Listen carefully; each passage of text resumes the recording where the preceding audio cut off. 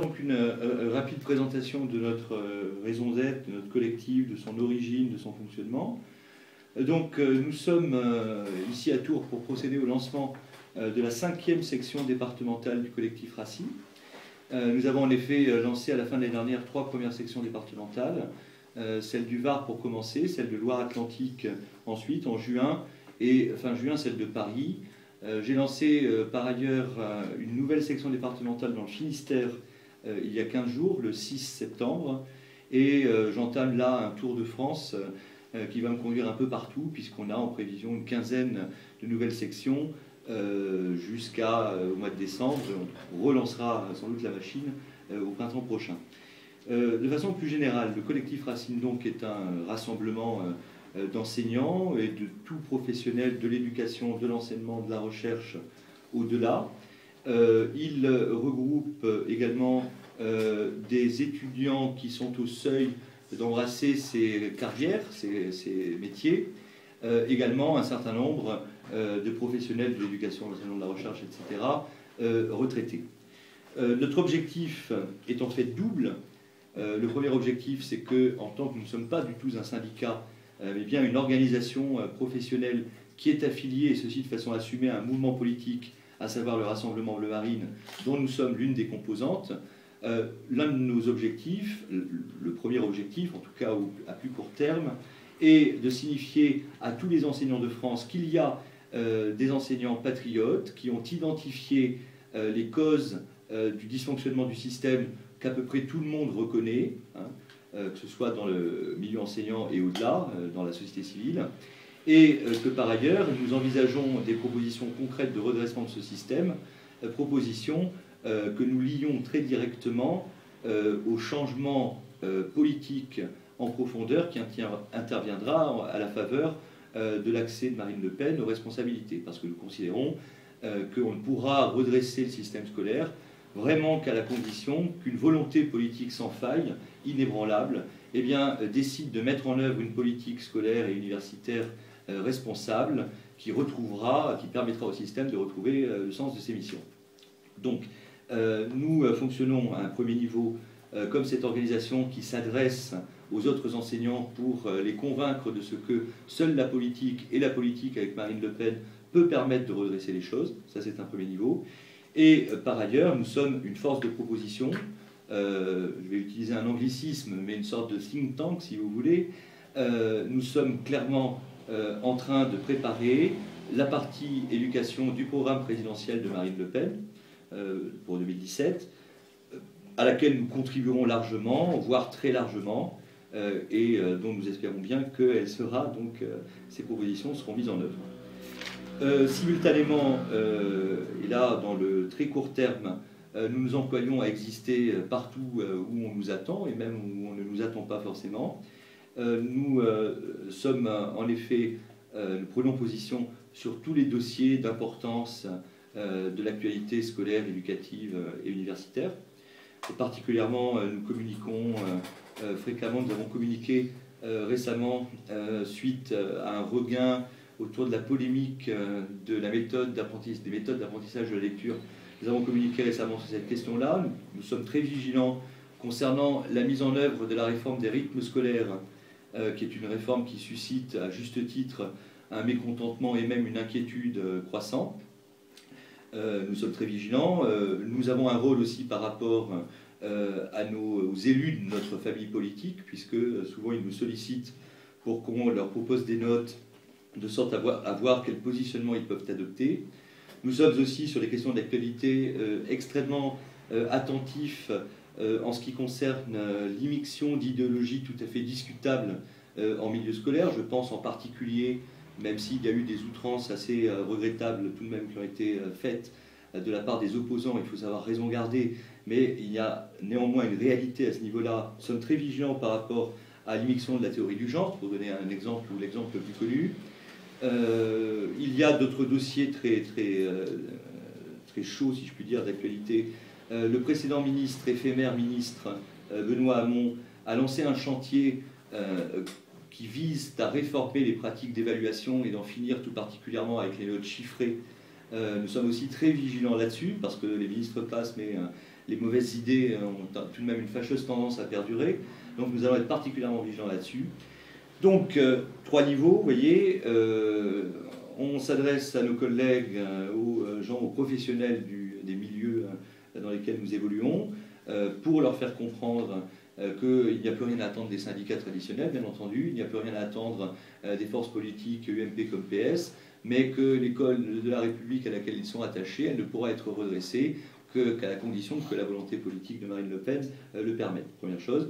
Deuxième chose, nous faisons ce travail de fond au niveau propositionnel programmatique. Troisième chose, nous sommes omniprésents sur tous les fronts de l'actualité, particulièrement sur tous les dossiers d'actualité concernant les questions éducatives et scolaires.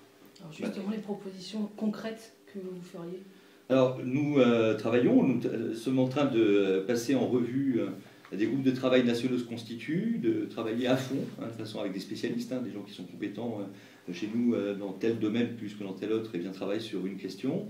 Tout ça va être travaillé de façon approfondie. Il est bien évident qu'on a déjà des pistes extrêmement sérieuses. D'ailleurs, notre texte fondateur a paru déjà il y a quelques temps, avant même que nous soyons officialisés en tant qu'association. C'était en mai 2013, nous avons publié une tribune dans un grand quotidien national qui s'appelait L'Appel pour le redressement de l'école, dans laquelle se trouvaient déjà des propositions, des voies en tout cas, de propositions. Première chose, nous y tenons tout particulièrement parce que c'est à partir de là qu'on réformera le système. Il faut retrouver la raison concernant les méthodes d'apprentissage de la lecture. Donc très clairement, mettre hors la loi toute espèce de méthode qui ne serait pas la méthode syllabique, qu'elle soit globale, semi-globale ou mixte. Nous voulons le retour de la méthode syllabique à l'exclusive de tout autre. Nous envisageons par ailleurs, si je passe en revue 2-3 idées, si vous voulez, je ne vais pas vous faire un catalogue, mais à l'autre bout du système, si je puis dire, nous voulons procéder à une véritable revalorisation du baccalauréat, parce que le baccalauréat aujourd'hui est profondément dévalorisé dans la mesure où il est donné à tout le monde sous prétexte de ne pas opérer de sélection qui serait considérée comme trop brutale, alors que la sélection dans les faits s'opère de façon autrement plus brutale et plus perverse dans l'enseignement supérieur, voire plus tard encore sur le marché du travail. Donc il nous paraît important qu'il y ait des paliers de sélection, que le bac redevienne véritablement un palier de sélection dans le bien des élèves, sur fond d'une différenciation des filières, et d'une différenciation qui peut intervenir de façon relativement précoce après tout, parce que sans que ça interdise la possibilité de passerelle, bien entendu, parce que pour pratiquer effectivement les enfants et les adolescents, on sait que les dispositions se manifestent très souvent de façon précoce. Donc il est inutile de maintenir comme en état de survie artificielle, si vous voulez, les gens éternellement dans la voie générale, alors qu'ils pourraient trouver moyen de se réaliser dans la voie technologique ou professionnelle. Ceci me conduit à une troisième idée force. C'est un lieu commun que de dire qu'il faut revaloriser la loi professionnelle, mais au lieu commun que reprenons à notre compte, mais nous avons des idées extrêmement précises pour sa revalorisation. Nous considérons tout particulièrement qu'il faut que la voie professionnelle, donc pour qu'elle cesse d'être une voie garage, une voie poubelle, eh bien, redevienne une filière d'excellence et d'élite. Et il nous semble qu'il serait tout à fait envisageable et réaliste par ailleurs, dans la voie professionnelle, de constituer une voie d'excellence. Pourquoi pas des classes préparatoires professionnelles? L'expérience a été tentée, mais elle est restée embryonnaire. Pourquoi pas des grandes écoles auxquelles conduiraient ces classes préparatoires professionnelles, vous voyez. Bref, il faut revaloriser la voie professionnelle, et nous avons des idées pour y parvenir. Vous avez un gros chapitre sur l'histoire. Oui. Pour la bonne et simple raison, donc, j'ai évoqué les groupes de travail nationaux qui sont en train de se constituer, qui émergent des compétences qui se font jour dans le cadre de nos sections locales, et qu'il s'est trouvé, c'est plus ou moins le hasard, que l'un des premiers groupes de travail nationaux à se mettre en place, c'est un groupe national sur l'histoire et géographie, car nous avons de nombreux collègues d'histoire et géographie qui ont envie de travailler cette question-là. Donc effectivement, il y a un gros chantier, donc, de façon assez générale, qui déborde le simple cas de l'histoire et géographie. Il y a une sorte, comment le dire, il y a une sorte de renoncement assez généralisé dans la culture d'aujourd'hui de la France par rapport à elle-même. Cela se marque dans le contenu des programmes d'histoire et géographie. Les programmes d'histoire et géographie, d'histoire particulièrement, tentent à passer de plus en plus sous silence les grandes figures de l'histoire de France. Par exemple Écoutez, par exemple, Napoléon, il n'en est quasiment plus question. y compris De Gaulle et aujourd'hui dans les programmes d'histoire est réduit à la part congrue. Donc nous considérons qu'il y a une réforme là à faire parce que la France pour nous n'a pas de façon générale à être passée par profits et pertes. Nous croyons en la France, nous croyons en son avenir et l'enseignement de l'histoire a une dimension édifiante. Hein, l'histoire n'est quand même pas tout à fait une science, mais elle a aussi cette dimension édifiante. Nous considérons qu'il est légitime et même plus encore nécessaire que l'enseignement de l'histoire redonne aux jeunes Français le sens, la fierté d'être Français. Pourquoi l'Indre-et-Loire? Parce que vous dites qu'il y a pour l'instant 5 comités départementaux. L'Indre-et-Loire, c'est qu'il y a un gros vivier, il y a une demande, il y a eu une demande, c'est-à-dire que l'une de mes activités dans le cadre du collectif Racine, c'est de voir ce que l'on peut faire au niveau des différents départements. Il se trouve que j'ai eu l'occasion de discuter assez tôt avec M. Crotin, qui est ici présent, que nous avons assez tôt envisagé la possibilité de mettre en place une section. M. Crotin m'a dit qu'il y aurait des collègues intéressés en Indre-et-Loire. Pour préciser ce point, mon souci, c'est de manifester que nous sommes partout présents. Parce qu'il y a de mauvaises langues, nous en avons beaucoup, qui lorsque nous nous sommes implantés dans le Var, on dit finalement une organisation qui est liée, qui est affiliée au Rassemblement Bleu Marine et donc qui a des liens avec le Front National, il n'y a aucun mérite qu'elle s'implante dans le Var, puisque c'est un vivier, enfin une zone géographique dans laquelle le Front National fait de très beaux scores. J'ai voulu montrer que nous étions là aussi géographiquement partout. Ce qui a présidé, si vous voulez, aussi, outre les rencontres que j'ai pu faire de collègues qui étaient intéressés pour monter leur propre section, c'est de créer des sections aussi dans les départements où le Front National n'était pas implanté, peu implanté, où notre mouvement est assez peu présent. Donc le Finistère, par exemple, la Loire-Atlantique n'est pas non plus l'Indre-et-Loire un peu plus. Nous poursuivrons. J'ai même l'intention, voyez-vous, de mailler le territoire de façon concentrique, pour montrer que nous sommes au sud, à l'ouest, à l'est, au nord, et ainsi de suite.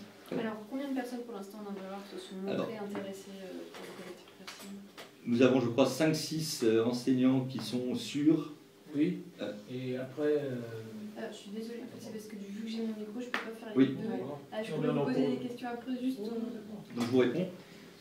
Donc nous avons 5-6 enseignants. Je considère qu'on peut monter une section quand on a 5-6 enseignants qui sont disposés à apparaître le cas échéant publiquement. Ce qui n'est pas le cas de je compte cela, parce qu'il y en a qui sont anonymes que je ne compte pas vraiment, qui veulent rester anonymes, pour des raisons de pesanteur idéologique et d'intimidation dont ils peuvent être victimes. 5-6 en Indre-et-Loire.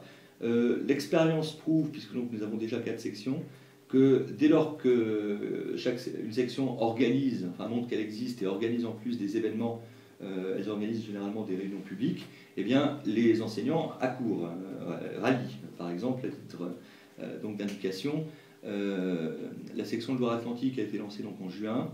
Elle comptait à l'origine également 6 enseignants qui étaient prêts à s'afficher. On en est à présent à on a quasiment triplé l'effectif, on est quasiment à une quinzaine. Vous l'avez déjà en partie expliqué, oui. Pourquoi aller vers l'enseignement, pourquoi aller vers l'éducation nationale, c'est que c'est aujourd'hui un public qui est, parce que il y a eu le collectif Marianne, il y a aussi le collectif Audace, c'est des publics qui sont aujourd'hui plus enclins à venir vers le Front National. Vous avez besoin d'avoir un peu un maillage dans ces couches-là, c'est quoi? Écoutez, c'est une terre de mission, de ce point de vue-là, clairement. 5% seulement de l'électorat enseignant a voté pour Marine Le Pen en 2012. Eh bien, nous avons bon espoir de multiplier ce chiffre et de préférence de multiplier un nombre important de fois. Bien entendu. Mais je tiens à préciser, c'est pourquoi les 3 niveaux que j'ai exposés tout à l'heure sont quand même étroitement solidaires, je tiens à insister sur le fait qu'on n'est certes pas, on ne se réduit pas à une machine électoraliste. Permettez-moi de vous dire quelques mots de mon itinéraire personnel. Moi, je suis un adhérent au Front National, ce qui n'est pas le cas de tous nos membres. Certains ne sont pas adhérents au Front National, certains ne sont pas même adhérents au Rassemblement Bleu Marine. On a à peu près une proportion de 35-40% d'adhérents qui n'appartiennent ni au Front National ni au Rassemblement Bleu Marine, mais qui nous rejoignent cependant, et le cas échéant finissent par rejoindre le Front National ou le Rassemblement Bleu Marine, nous rejoignent simplement parce qu'ils sont d'accord et ils reconnaissent le bon sens de nos propositions. Moi, personnellement, voyez-vous, je suis d'autant moins une machine ou un moyen électoraliste pour le Front National que j'en suis un adhérent récent, et que je viens de la gauche, hein, comme beaucoup d'ailleurs de membres du collectif Racine. Nous ne sommes pas une machine électoraliste. Moi, si j'ai adhéré au Front National, c'est parce que Marine Le Pen, en 2011, donc très tôt après son élection à la présidence du parti, s'est exprimée avec clarté et avec sincérité à l'égard des enseignants, enfin, c'est adressé à eux, et que j'ai vu dans le programme de 2012, j'avais adhéré un peu avant, mais cela m'a conforté, j'ai vu dans le programme de 2012 les propositions, dans sa partie éducation, les propositions qui ont toujours été celles que j'ai considérées comme devant être faites et suivies pour l'école. Donc je ne suis pas là simplement pour servir de moyen pour une progression simplement électoraliste, je suis en phase bien entendu avec les idées que je défends, et je les défends d'autant plus, et je joue cependant ce rôle électoraliste, que je sais que le seul moyen pour faire triompher ces idées, pour qu'elles soient traduites en actes, est l'accès de Marine Le Pen aux responsabilités.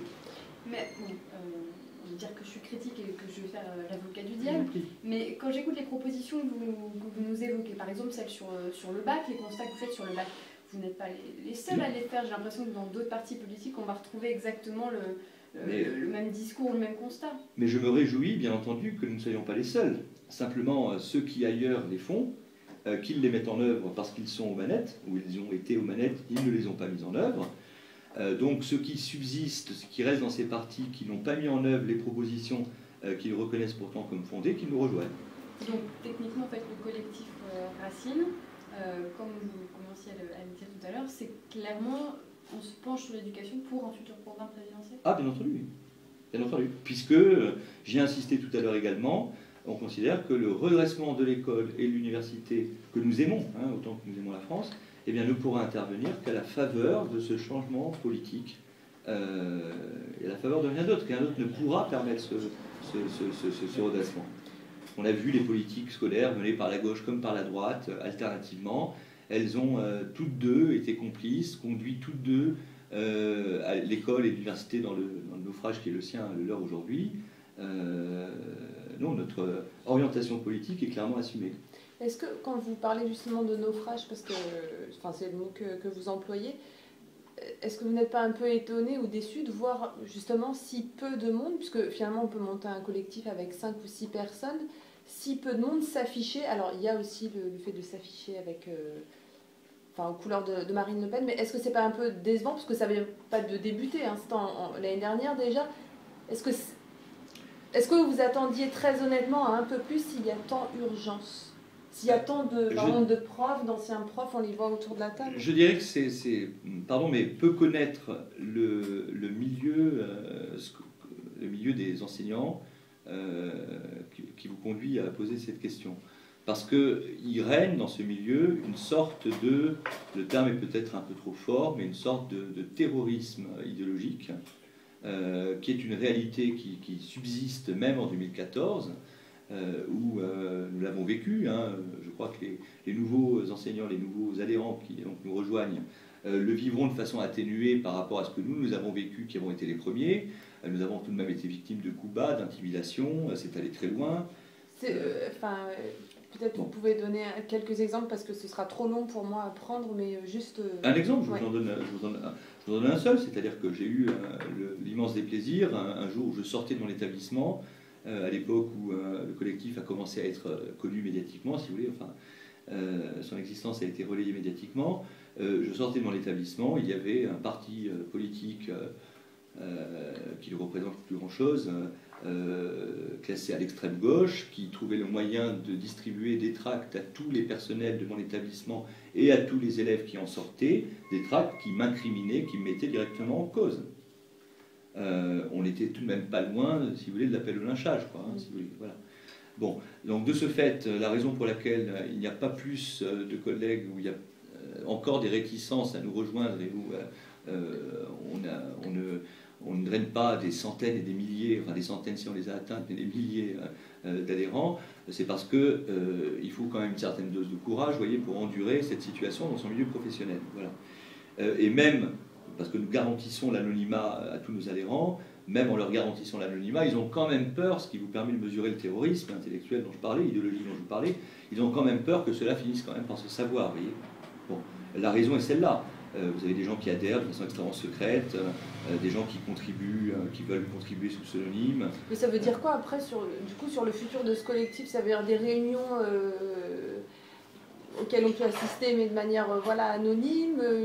Enfin, c'est compliqué peut-être pour l'avenir du collectif. Bah, écoutez, nous sommes sur la bonne voie, je vous dirais, parce que en quelque sorte, être enseignant avec à l'extérieur de son établissement, bien entendu, des idées assumées, politiques, j'entends, eh bien, en quelque sorte, est quelque chose qui se normalise, et nous y contribuons largement, en montrant la voie, parce que nous avons montré une voie, cette voie est de plus en plus suivie. Hein.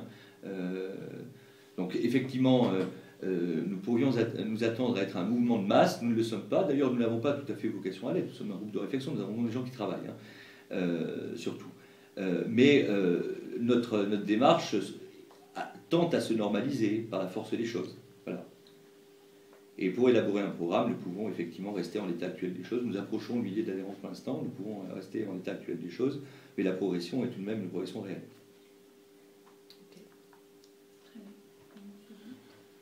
C'est bon, c'est bon.